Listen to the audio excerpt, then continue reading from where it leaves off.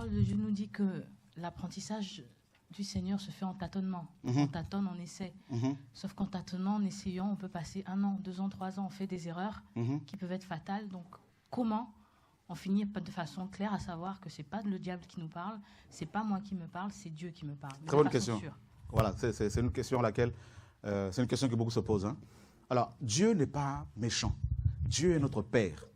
Et le Seigneur, ce qu'il sanctionne, ce sont les motivations impures. Si nous voulons faire les choses dans le but de nuire aux autres, et là, le Seigneur va nous juger sévèrement. Mais si nous faisons des erreurs parce que nous n'avons pas la connaissance, je ne parle pas du péché volontaire, du péché de tuer, voler, tout ça là. Le Seigneur il est très patient et il va se révéler au fur et à mesure, il va nous guider. S'il voit que nous tâtonnons, nous avons de difficultés pour discerner sa voix, faire la différence entre sa voix et la voix de notre chair et l'ennemi, le Seigneur va nous parler de manière distincte, de manière claire et nette, pour que nous comprenions véritablement sa pensée. Ne t'inquiète pas par rapport à ça. Et il voit, en fait, il lit nos cœurs, nos pensées. Donc, s'il voit que tu tâtonnes, non parce que tu es méchante, mais parce que tu veux vraiment le plaire et tu ne sais pas, et donc il va t'éclairer, t'inquiète pas. C'est pour cela qu'il faut toujours veiller à ce que nos actions soient motivées par l'amour. Voilà. Donc, il faut en fait ajouter à ça la patience.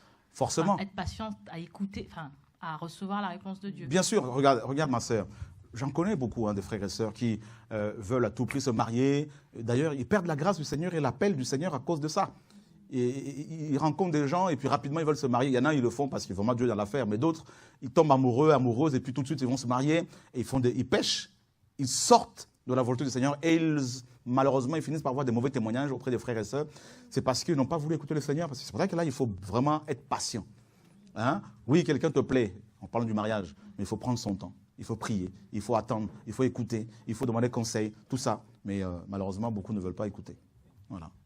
Et ils en subissent les conséquences.